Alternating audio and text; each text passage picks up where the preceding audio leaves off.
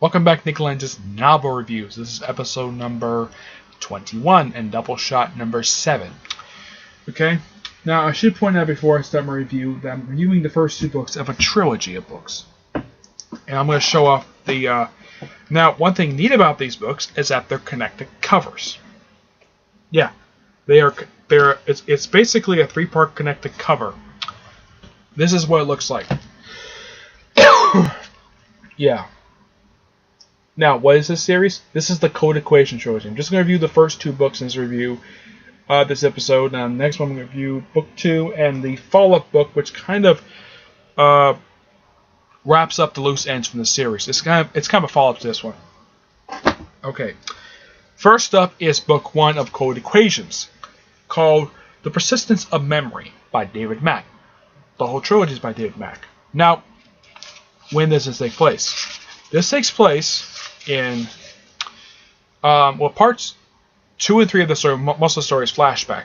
Takes place in January of 2384, which is the same time as this, I think it's either just after or during In Distinction from Magic, which is a book that has a Galaxy-class starship on the cover, which is called the Challenger, which is commanded by Scotty from the original series. This book takes place 4 years, almost 5 years after the events of Star Trek Nemesis, which took place in 2379. And of course, the flashback of this book takes place over the course of 17 years, from 2367 to 2384. Now, basically, the whole point of this first book is that, Data is resurrected, but at a cost. Now, what happens at the beginning of the book is that Geordi and I think Picard are at the Daystream Institute. What is the Daystream Institute? The Daystream Institute is named after a genius from the 23rd century. I don't really remember. He was the guy who created the M5 computer from the original series. Despite the fact the guy went nuts, somehow Starfleet respect the guy's genius and name an institute after him. And the whole point of the institute is to study androids. Well, one of its functions, anyways. And it's run by Bruce Maddox from the awesomely written episode Measure of the Man. It is possibly by far the best episode of season 2. Yeah, it came out during season 2, and he's actually in this very book. Now, at this point in time, in the original episode, he was Lieutenant Commander. He has since risen to the rank of Captain and is basically in charge of the Daystream Institute. Now, Geordi goes down to pretty much check on B4, basically as part of the yearly thing, basically to come and check up on him. And it turns out that the Institute had been attacked by the Breen, of all people. Yes, the Breen, the aliens from Deep Space Nine.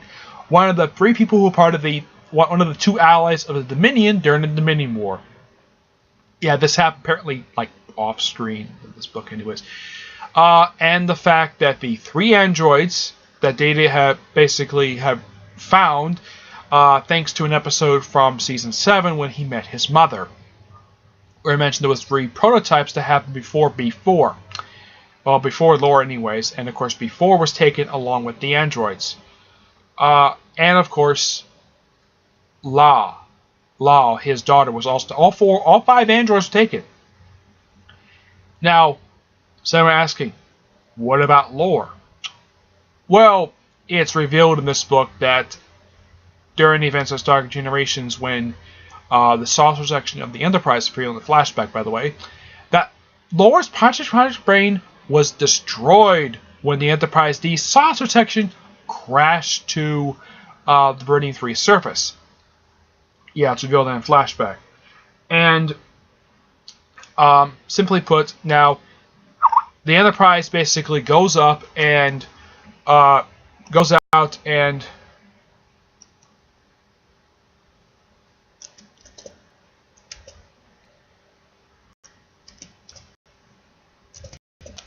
just answering us messages, okay?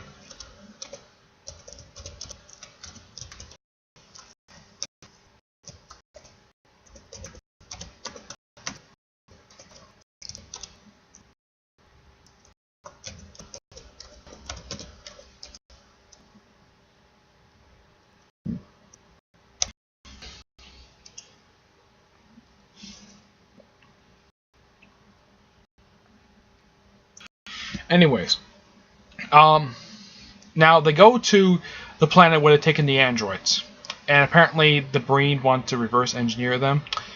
And they go to the planet where they actually are, as they establish the base operations for this whole thing. And also Bruce Maddox is actually shell shocked. He's actually shocked. He's basically, and the place is like ruined. Station Institute, and I'm sorry, my nose itches like crazy. Anyways, so basically, kind of rush out. While some people stay there to sort of basically check things out. They track where the Breen ship went, and they go to this planet.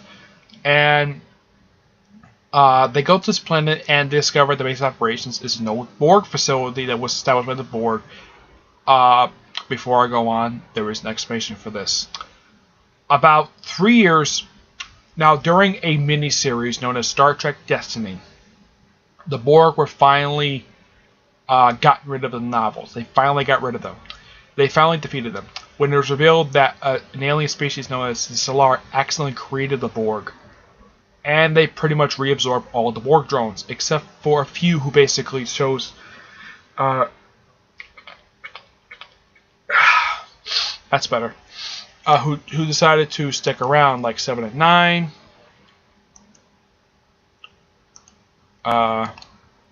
7, 9, and a few other former drones who actually had...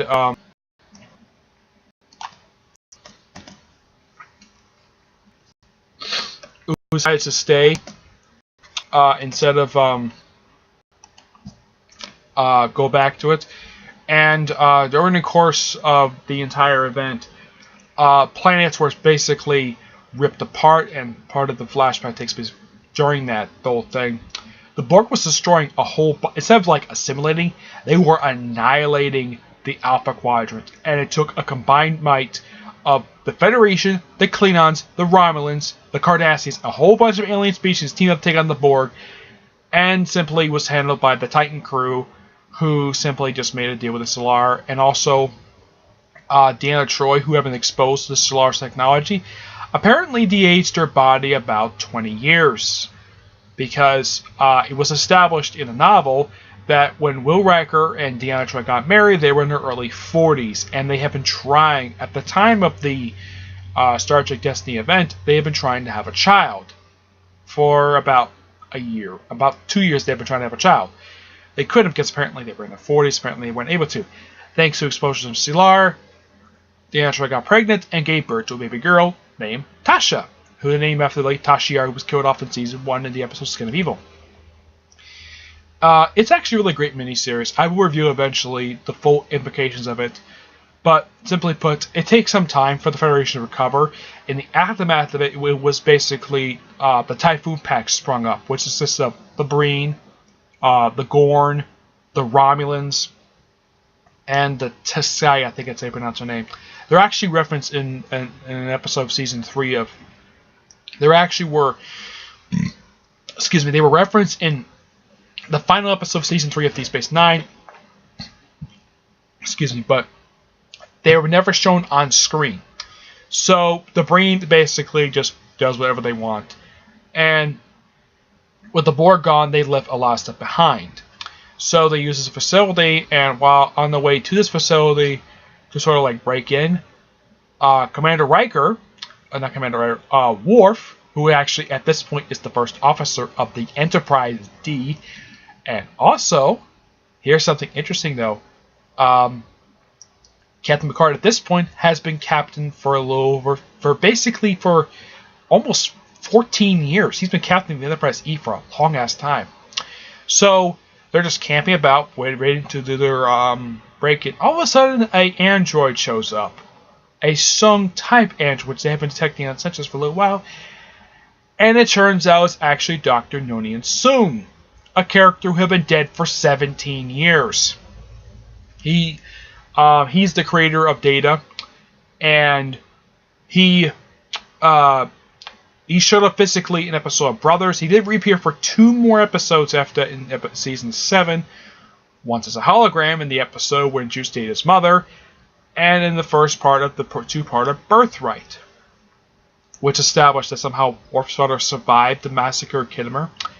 Yeah, and it was a dream sequence. Basically, it was a dream sequence, which was resolved at the end of the first part, which was basically also the episode where Julian Bashir guest starred in that very episode. It was sort of a cross-up between Next Generation and Deep Space Nine.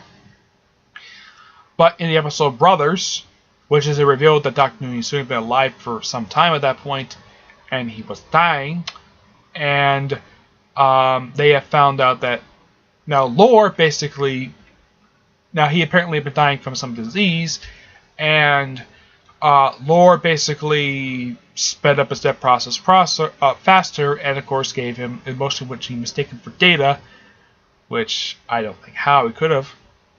The episode was the third episode of Season 4. Yes, Season 4 of Dr. Newton. This is an older Dr. Newton who's played by Brent Spiner. Yes, Brent Spiner plays Dr. Soong in all 3 appearances. And now, in case you're wondering, why the heck does he look like a young Data? There's an explanation for that. You see, prior to his death, he actually had built an android to sort of basically survive it. And he basically gave it emotions and basically had... basically, it's a similar type of android that he did for his wife, Dr. Julian Tainer, who had been married to an alien. This was explained in Season 7, and of course mentioned Law. And he apparently did the same thing for himself. And he transferred his consciousness just prior to his death. Somehow he did it, despite the fact Laura threw him basically threw him into some glass. Don't see how.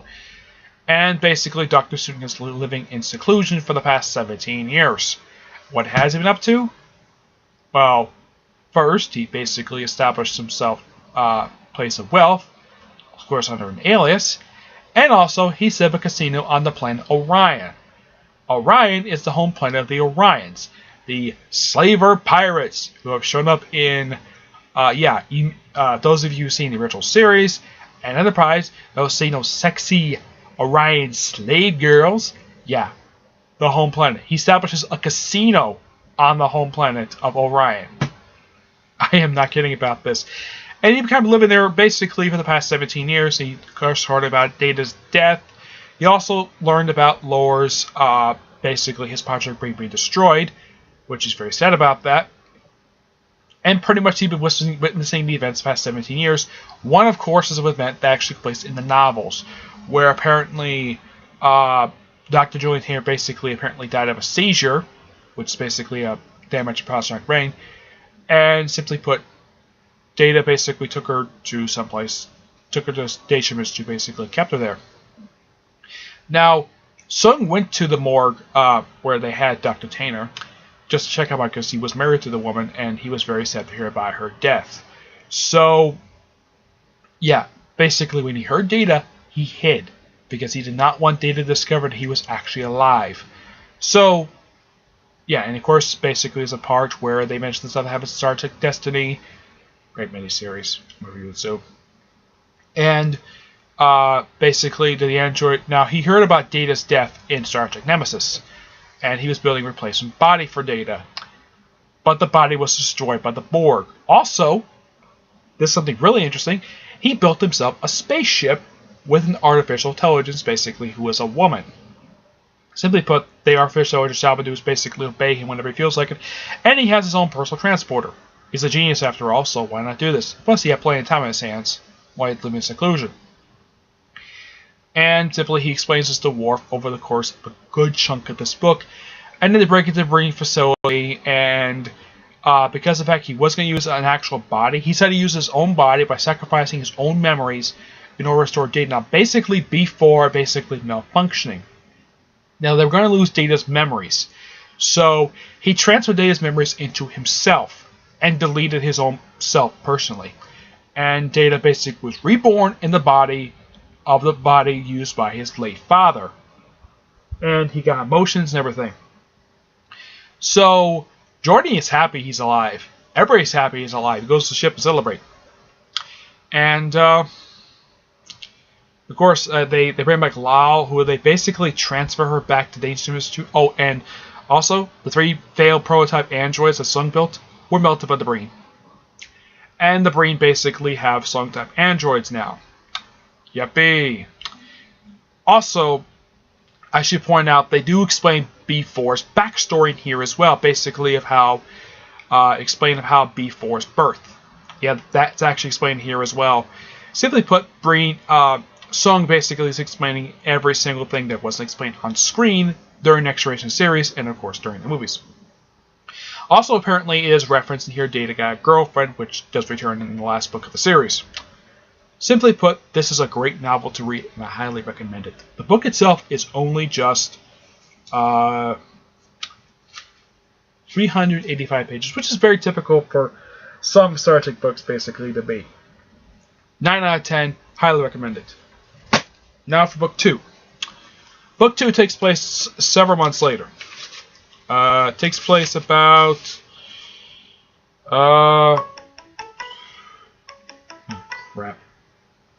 it takes place 2 months after the events of the first book. It basically takes place in March of 2384. And somebody's trying to contact me Google Plus for something specific I'm recording. I'll worry about it later. But this book simply, basically, now Data had been spotted on Orion during a secret diplomatic meeting between the Federation president and the Gorn interpreter, who apparently is the ruler of the Gorn Empire, the Gorn Harmony. It's not very well explained. Yeah.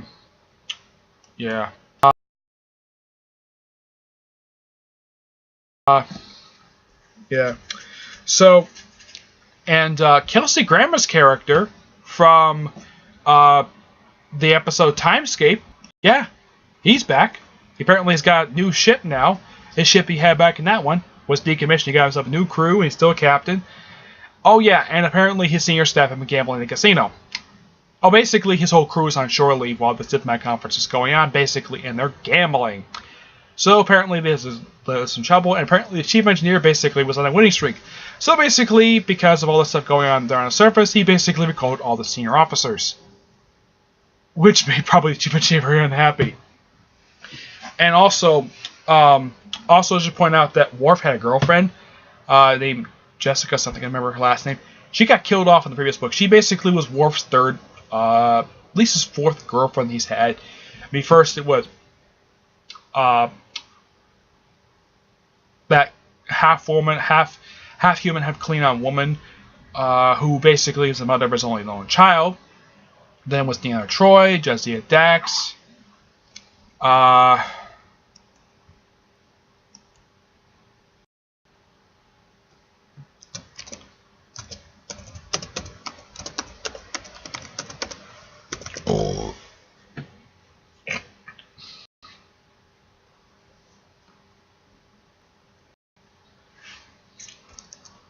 Now, of his 3 girlfriends, all four of his girlfriends, all but one are actually dead. Bator, who was also the Klingon ambassador to the Federation ambassador to the Klingon Empire, she got killed off in her second appearance, Reunion, which was the first appearance of Duras. Deanna Troi, they dated for like a year, then they broke up after the crash of the Enterprise D. She's the only one who's still alive. She's married to Wrecker now. And then you have Jadzia Dax, which they were a couple for a little over 3 years, until she got killed off at the end of Season 6 because the actress wanted to leave to go to Becker. Then you have this woman, who basically was new Chief of Security of the Enterprise E, who took over as Chief of Security. After Christina Vale was the actual Chief of Security, took over for Worf because Worf was on Deep Space Nine. Of course, he was also ambassador. She, of course, later became the first officer of the Titan, as promotion to commander, and currently she is the commanding officer of the Titan. Basically, she is officially captain, and Riker is now an admiral. That's currently in the Titan books. They had a relationship, and she got killed by the Breen, and he's very sad about it. And this book simply, apparently, Data chose not to reactivate his Starfleet commission when he was resurrected.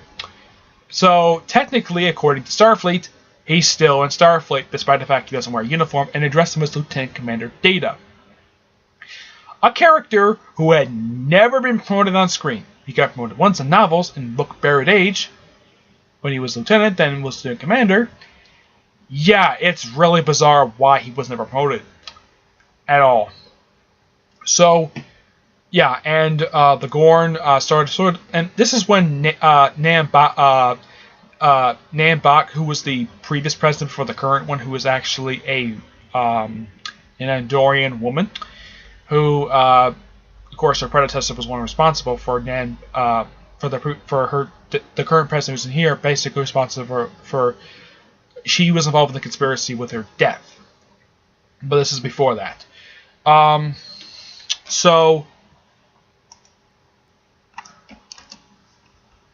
yeah. So, she's basically started a dialogue with the Gorn interpreter, and of course, with some of the senior staff on the surface of Orion. Now, apparently, there had been an attack at a reception, and apparently it was done by the President Chief of Staff. Now, the Gorn Harmony ship and the ship commanded by, I don't remember his name, the Kelsey Grammer character. Yeah, he's in here. This is actually his second appearance in the novels.